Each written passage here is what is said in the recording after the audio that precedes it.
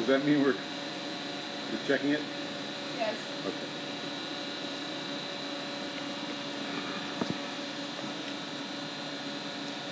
Good, not quite still yet morning. I'm going to assume .mx is Mexico. Hey, Adam! Good, well, it's good afternoon now.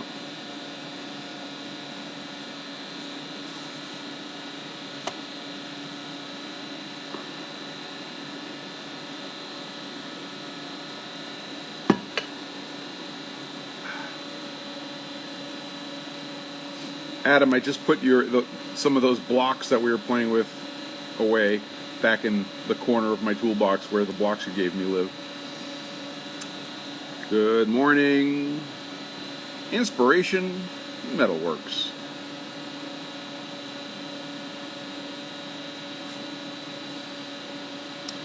So, good afternoon. You're right. I'm sorry. It is definitely afternoon. So I watched a little bit of the, hey, buenos dias, bienvenido, welcome aboard. So I watched a little bit of the Bar Z Summer Bash live on YouTube. That was kind of fun. Saw some familiar faces. I couldn't watch tons of it, but I watched some of it. No hay de qué.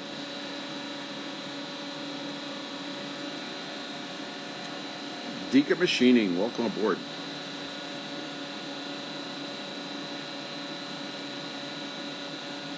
So, yeah.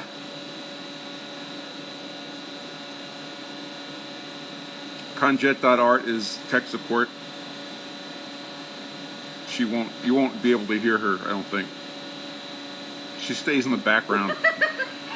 Let me know if you want me to hit him with flip-flops again. Okay, go away. You. So Sundays I usually grind. Today being Father's Day, I'm going to do something different. I'm going to grind.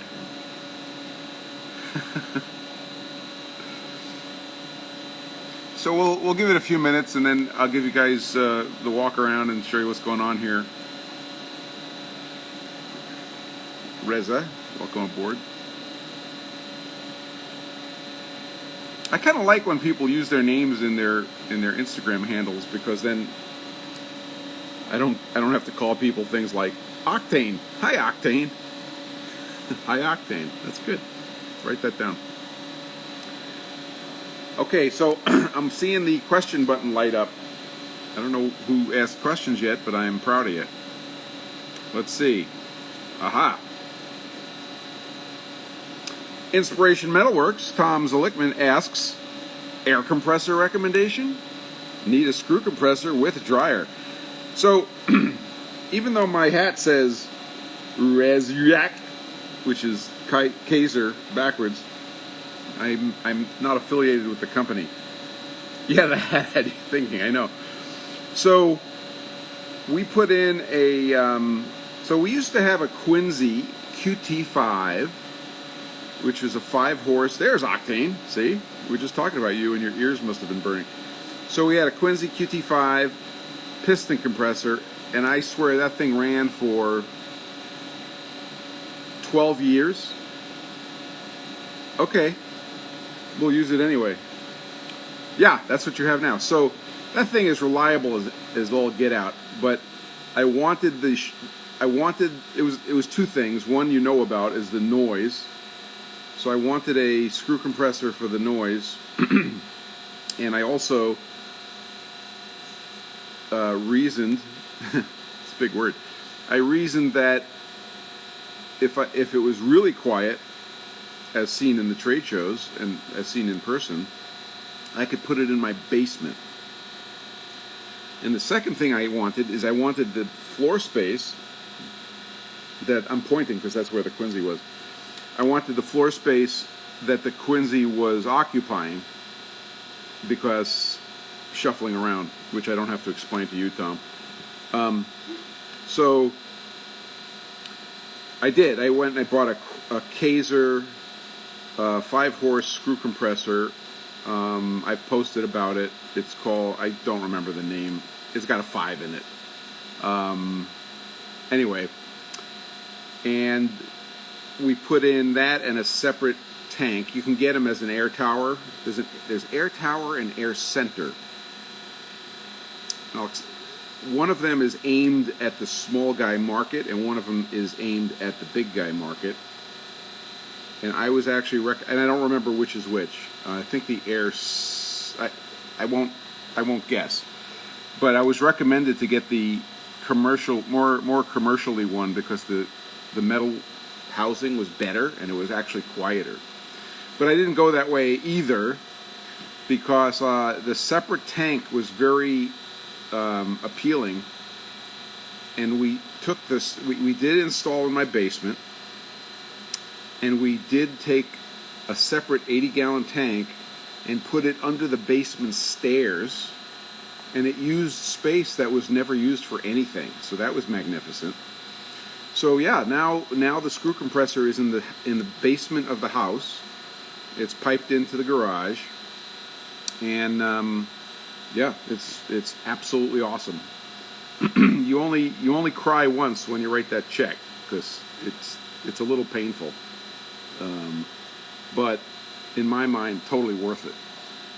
The other thing you should know is that the inexpensive Kaiser, the one I bought, it's rugged. It's a rugged little beast, but it uses a single phase motor, which is what I wanted. And because it's using a single phase motor, they use single phase motor starting technique, so it's a regular start capacitor. And the start of that motor is a little noisier than the running of the motor. Not a big deal. So we got it, we put it in. You go upstairs in the house, and it's totally fine. And I had a laugh, because I went to visit my mom down in New Jersey, and in their house, I was sitting there, this was months ago, and the heating system came on. And I started laughing. And my mom says, "Why are you laughing?" I said, "Well, your heating system is noisier than my compressor." So there you go. So yeah, Kaiser for the win. Local guys were Able Air. Treated me really well. And I was a little nervous about getting it down into the basement from outside, but that went all super cool. Probably more than you wanted to know, but there it is. So we're running on a Kaiser, and we don't know when the compressor's running or not running. It also serves up its own web page. No fooling. Yeah, I'm familiar. My buddy Adam, one of the 17 Adams I know, MHM Machining on Instagram, has first-hand knowledge of the Atlas and the Kaiser. So he's bought used versions of both, and he said it's night and day. The Kaiser is absolutely superior quality, full stop. So it is a little less expensive, but it's also a little less expensive. So have I completely and thoroughly and almost ridiculously answered your question? I think I did. Anyway, cool. Good question.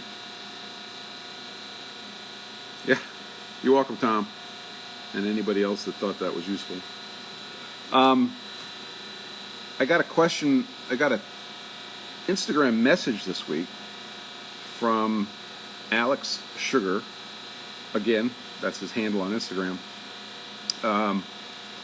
Asking about shimming a bent metal plate on the surface grinder. And if anybody's interested, I will do a little show and tell as to what his question was. He may show up. I don't know. In my experience, about minute 20 is when people actually start showing up. So if you're interested in that, let me know. You could let me know now, but we'll talk about putting a warped a warped plate down on the surface grinder, which is an interesting topic. We may have a light crowd today too because of Father's Day, and that's okay too. Interested? You know, Adam, when you're you're a funny man. Adam knows more than I do about this particular topic, I am certain, but I will count your vote anyway. Job Shop Machining, welcome aboard. Yeah, I started doing something experimental. Actually, I started doing two things experimental. One that I heard from somebody else, and one that I want to say invented, but nobody invents anything. I kind of started doing, and it worked. So I'll share those. I'll share both of those things.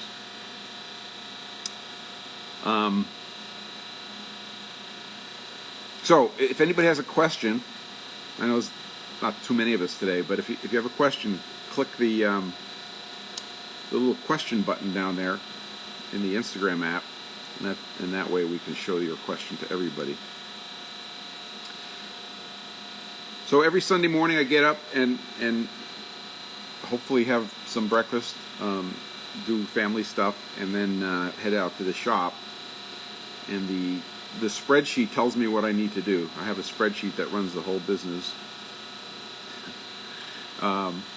And I start pulling raw materials and running through my whole PFG stone grinding process. We got an order this week for 8-inch stones, which are very infrequent, because the 8-inchers are A, big, and B, expensiver. So, but we have a commercial client that just ordered a bunch of 8-inchers, so I have a bunch of work to do. I'm not going to get it all done today, but I can get started today. So, yeah, let me walk you around. I'll show you what's going on, and then we could talk. We'll go to the surface plate, and I'll talk about what my ideas are. So, this is the grinding department. I'm on the iPad, which actually the back camera of the iPad is I don't know if it's that good, but it's not as good as the iPhone. So we cleaned up the chuck, we stoned the chuck, and we're ready to go for the day. There's our loadout for the day, and we're getting ready to do those. The ironic thing is that we use PFG stones to make PFG stones. Crazy, right? So let's see how this is going to work. I got the tech support here. Tech support? Yeah, so you're going to point. Point and shoot. Okay.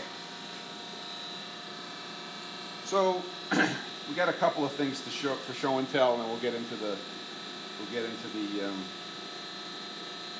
ideas for how to do this. So here's a plate. You saw me do this a couple of weeks ago, maybe a couple of months ago at this point. Time flies.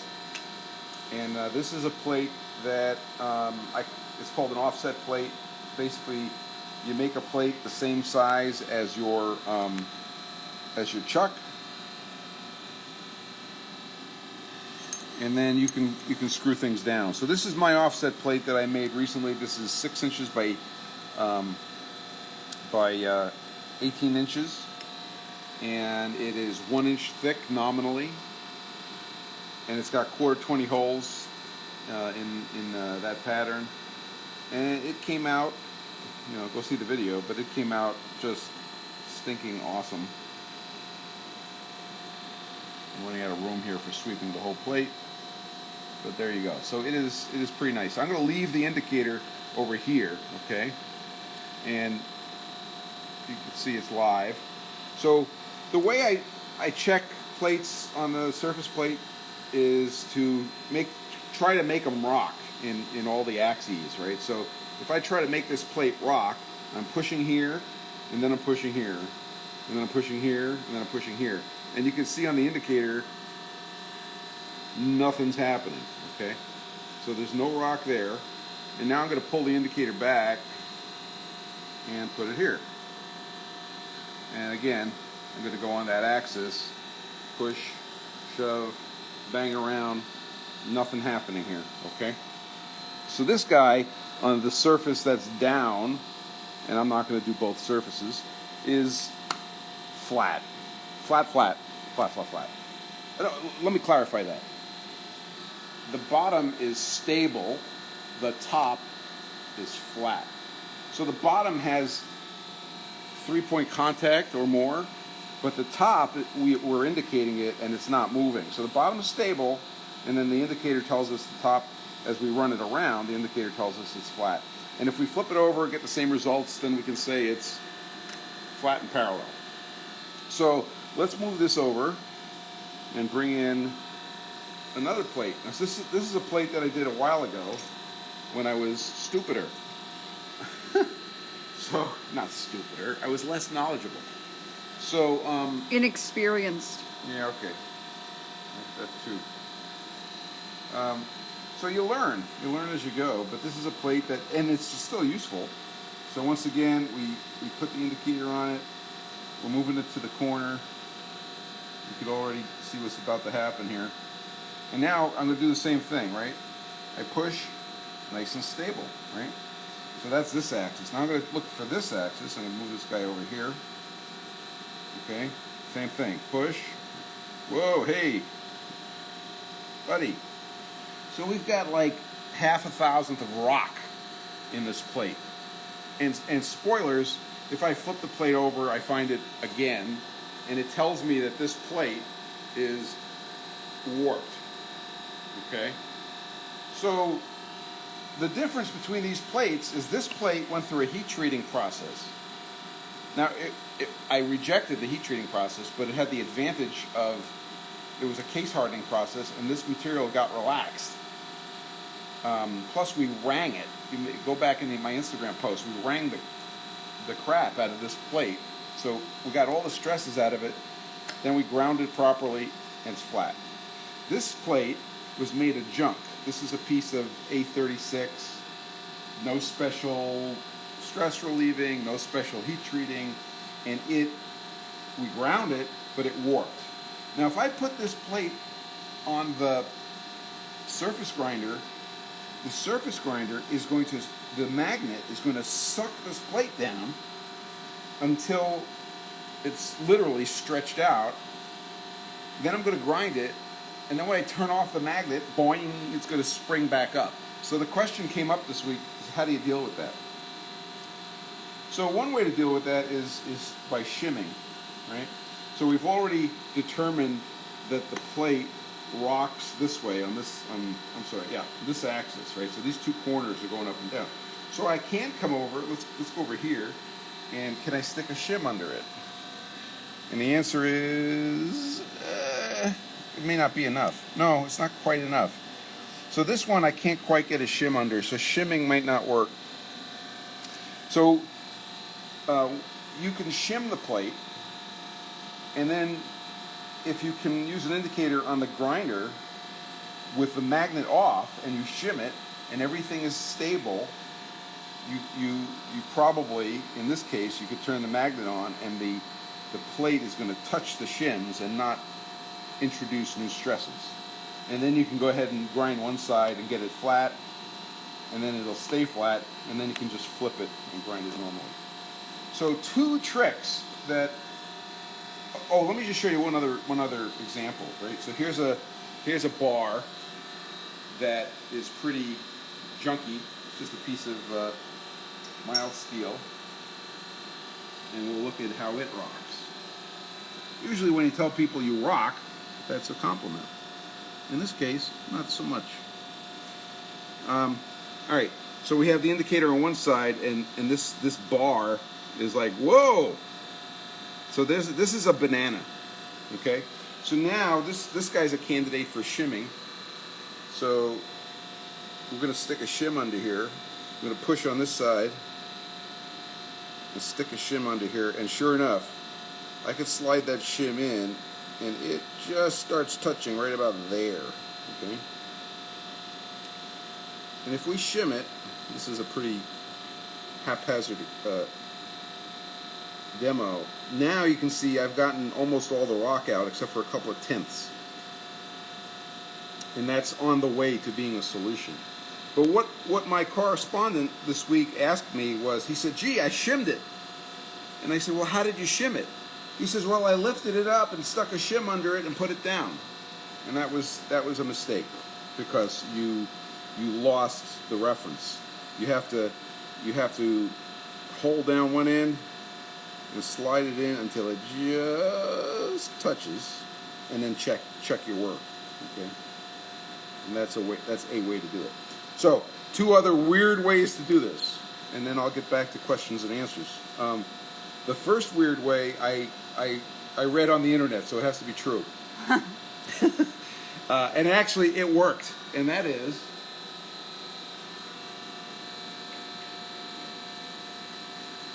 you take a paper towel and you put it on the chuck and you soak it with coolant, and then you put the bowed part down and you turn on the magnet and you grind. It worked. On some other project I was doing, and I have to see previous posts. Don't know why. I've thought about it. I thought about the water squeezing around and the paper towel doing its thing and kind of cushioning things and holding it stable. It kind of worked. So I don't have a lot of experience with that one.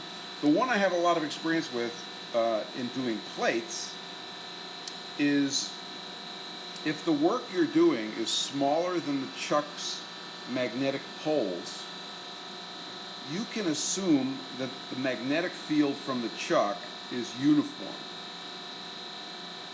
So if you believe that, and you believe that your part is uniform, then the magnetic field is going to exert a uniform hold-down force, and you could think of it like gravity. So what I do is I use tape, and I put 3 feet on the part at the 75 and 25% points. So if we look up here, that's a cue to the camera person. If we look up here, We also have a question. okay, we'll get to the question in a second. So if we look up here, I would find the so-called 75%, 25% points, which would be like there, and then halfway, 25% there, and then 25%, 25% there. So those X, X, X, I'd put feet on them, and then put that on the chuck, and it would be 3-point contact, which would be stable.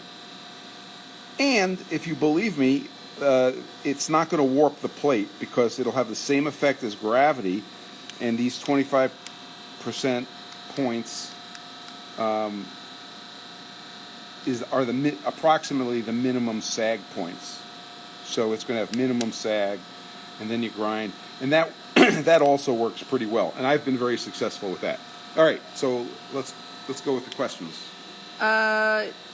Well, you probably know the context of it better than I do. All right, let me swing it around. Yeah, here you go. Everybody say thank you to Conjet. All right, so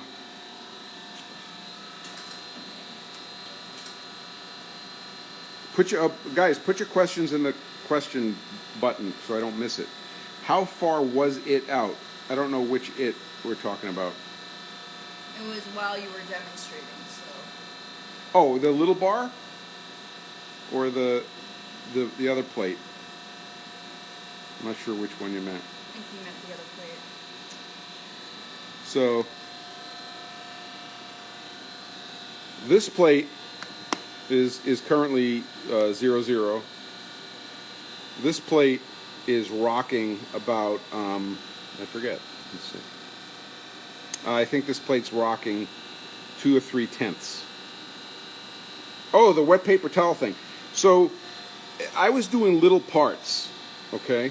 So they were about this big, a little plate about this big, and after initial grinding, they were rocking several tenths. I don't remember what the number was. And then after I did the paper towel trick, the side that I ground was dead flat. It was unbelievable. So, yeah. Don't know why it works, but it worked.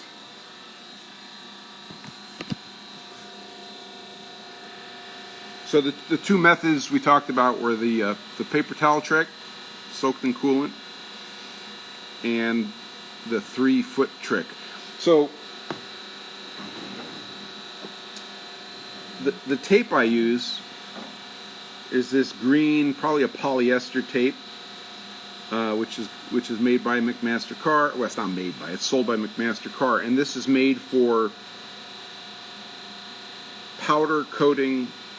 It's powder coating masking tape, which was originally introduced to me by John Saunders. He uses it for a few things, and I measure the thickness.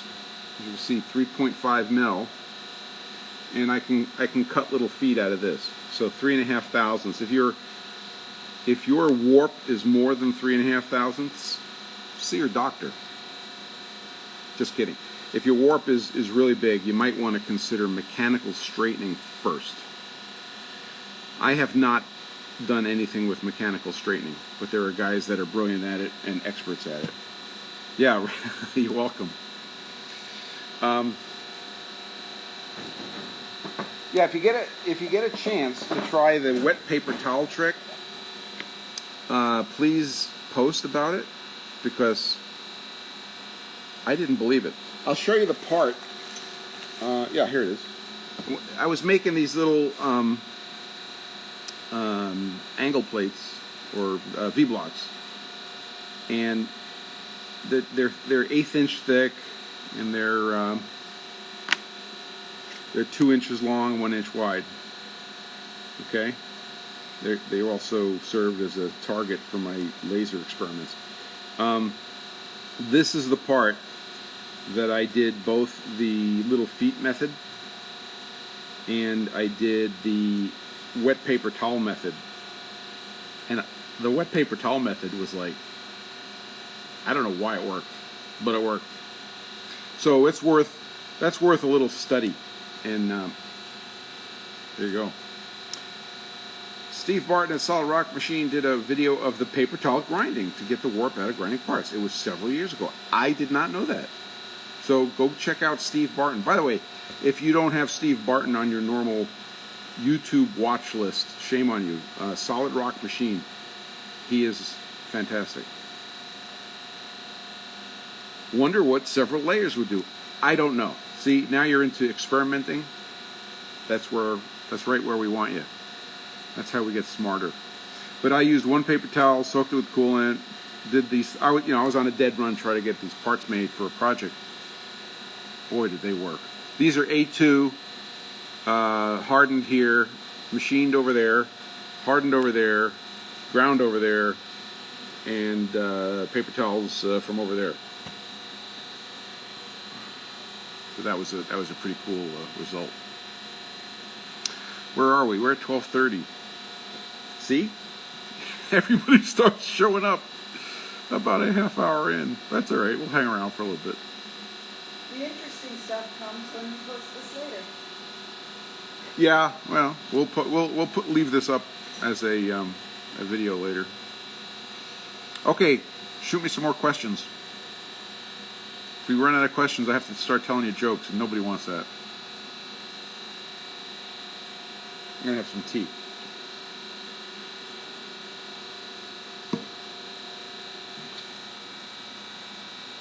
Hey,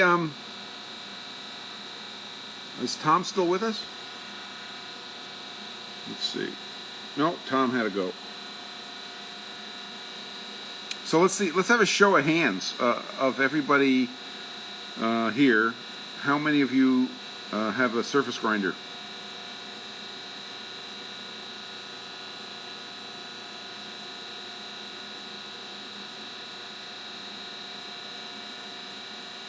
Have you ever answered questions about beginner surface grinders? So I did I have a video on the site, I think. Me. Adam, you rock. You don't have one surface grinder. Not yet. A couple. So we got some of everybody. I did a little video on, I think I did a little video on getting started in surface grinding, and I think it's on my YouTube channel. But just go to my site and find the YouTube playlist. And the site is link in bio, or pfg.gg will get you there. Look at the playlist. I think I talked about it, but I could talk about it now. So if you want to start surface grinding, I'll tell you what I did. I bought a Harrig 612 in good condition. Actually, it was rebuilt. It didn't need really much rebuilding, but it was taken care of. And then that was my first surface grinder, and I started grinding. But I had a mentor, and I had a sense of humor. So I did a lot of things wrong, which was the best way to learn. Yeah, and the same with me. When I got the Harrig, I put a VFD on it. So it was 3-phase. I put a VFD on it. Oh, here's a tip. This is for old hands and new. So while I was learning about surface grinding by reading everything, one of the, I don't want to call it a wives' tale, but it was sort of lore, was that once you turned on a spindle, you never turn it off. So I looked into that, and the reasoning was the act of turning a spindle on when you're just running a 3-phase motor with a 3-phase switch is kind of abrupt, and the act of starting the motor quickly has the risk of shifting the wheel on the hub if the wheel's not tight enough. So that was one reason. I don't think warming up the spindle is a reason, because it'll warm up again, but certainly if you're doing microns, that's a consideration. But so by putting a VFD on your surface grinder, you can program the VFD to have a slow ramp up. And I think I programmed in like a 5-second curve from 0 to full speed. Maybe more, maybe it was 10 seconds. And a 10-second ramp down. So the chances of jostling a wheel on a hub or an adapter was never going to happen. So that was, I then ignored the old wives' tale about never turn off your spindle, unless you're doing microns, in which case you want a very, very constant temperature everywhere, and I could understand why you'd want that. So I got a thank you. I got a manual machine, and I started poorly, but I had people to ask questions, and that was the important thing. And I watched every video, and I read everything I could, and I just started, and I sucked at it. I suck less now.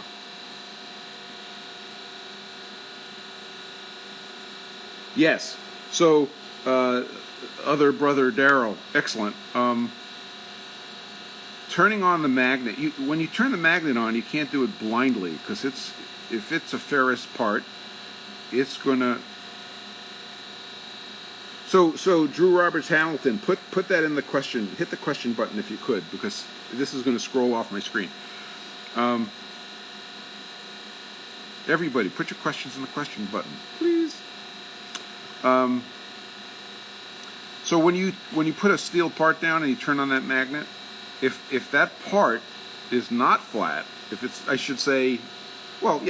not flat, then the magnet's going to exert a force on it and bend it. It may be a tenth, it may be almost nothing, it may be a few thousandths. I've seen some amazing bananas come off of a perfectly flat chuck and a perfectly good grind. So the fact that you ground some brass plates meant that you can't use the magnet, and you blocked them in and ground them in a free state. And because there's so little force, if you're doing it properly, you don't introduce a warping. Okay, I'm going to pull a question off the question button here. What's the next machine you'll get? So I don't know if Adam, if this is a loaded question. So I went from the Harrig 612 to the current machine, which is a Micromaster 618, which is a great piece of iron. And that has hydraulic drive on the table. The Harrig was full manual. And the next one is almost here. It's an Okamoto CNC grinder. They call it a CNC form grinder. That's the name for it. But basically, it's CNC in Y. Let's get this right. Y and Z, and then the table is a hydraulic drive. So it's just like the Micromaster in that respect. So after the Okamoto. Adam says the Okamoto's old already. That's not old. It's old news. Yeah. Okay, I'll get to that. So the Okamoto's. Let me give you a status report on the Okamoto. I have to write 3 checks. I wrote the big one, and the machine is ready to come here. So it might be this week that the trucker picks up the Okamoto and brings it to New Hampshire, a few miles away, to my rigger's warehouse. So that could happen this week. So that's very exciting. What's the next machine I'll get? That's a general question. Well, I think I admitted to getting a laser. I didn't post this anywhere. I only talked about it in the video. So a laser. There's 2 machines coming in. So please don't ask me what the next machine is. I'm hurting enough. Okay, good question there, brother. Hey, Strip Matter. Welcome.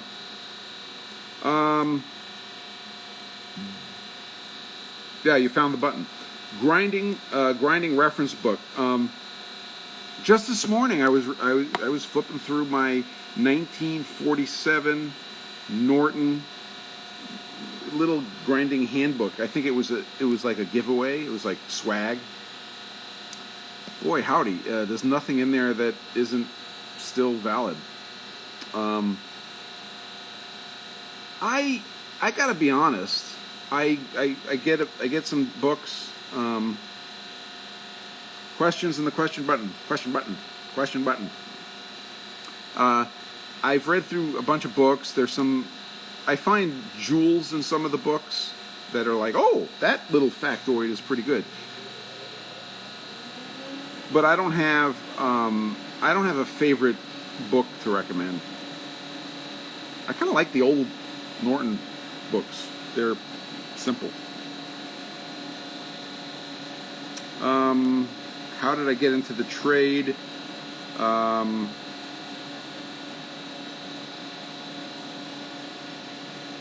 So I'm not in the trade. Does that make sense? I go listen to the interview I did with Within Tolerance with. That was a magnificent experience, but I dumped my whole story into that interview. I am actually an engineering consultant during the day, and I started in machining as a tool to serve me in making antennas. And then I got into grinding later to help me make special tools for cutting special shapes when I was making antennas. And then the whole machine shop became a disease, and here I am. And then making the stones was a sort of an outcropping of that. So we now actually have 2 businesses. We have Kinetic Precision, which is the machine shop, and we have Antennasis, which is upstairs, right over that ceiling. And they're both me, but in my mind, I'm 2 different people. All right, so let's see. Other brother Daryl, you went from a 612 to an old Okamoto AccuGuard 124N 12 by 24. Yeah, I almost went to an old Okamoto, believe it or not. When I was at John Saunders, he had this big Okamoto. I don't remember what I think it was 12 by 20. It was big. It might have been a 12 by 24, and it was gorgeous. And one of the things I was doing while we were there is we were at a scraping class, right? So we were sussing out the condition of the machine, and I went away from that and I started saying, "Hey, John, are you going to sell that thing?" Anyway, I was wishy-washy about it. He ended up selling it, and that was the right decision. And then time passed. I was able to save some money and buy a new machine, and that experience has been really slow. A topic for another day. All right, next question. A PFG bedside reader. Yeah, no, you got the wrong guy. This is it. You're reading it right now. What type of drives, weighs, brands? So that's a really good question. Dr. Webb.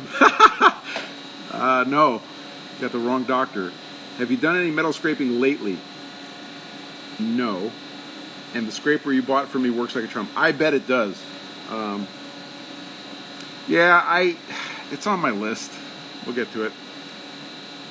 What type of drive, weighs, brands, etc. I'm about to purchase? So I had my Harrick 612 was a V and flat weighs. I believe they were hardened weighs. And it was a rack and pinion drive on the table, which, as I understand it, was the less desirable drive. And I got phenomenal work out of it, so can't argue with that. It was pretty cool. The better drive was the cable and spring drive. So when you were operating the table wheel, you were winding up a cable pulling on a spring, so you didn't induce the rack and pinion forces up into the work and get a repeating. Of course, a lot of my grinding was before PFG Stones, so everything looks great when you don't have PFG Stones, and then after you get PFG Stones, everything looks terrible, which is what it's supposed to do. Harrig, I don't have a lot of experience, but you can't go wrong with Harrig. You can't go wrong with Brown and Sharp. You can't go wrong with look at the beast of a machine that Keith Rucker just got, the Hamilton. There's some awesome machines out there. It's more important the condition that it's in. And so, a little funny story. When I went down to Connecticut to look at the Okamoto, I got on my knees and looked underneath and looked at the weighs, and because I took that scraping course with Strip Matter Ironworks, we were fellow students in this class. I knew what I was looking at, and the scraping on it was correct. It was very nice. Whereas if you have a Chinese lathe and you take off your compound and you look at the bottom of that, that is incorrect. So there you go. More important what the condition is.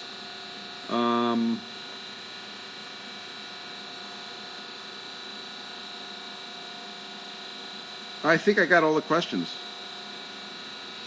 So if there's more questions, I'll answer them. If not, we're going to call this.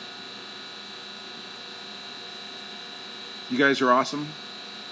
Thanks for checking in. It's a lot of fun doing this before I put the hood down and start grinding for the day. Peace to you, brother.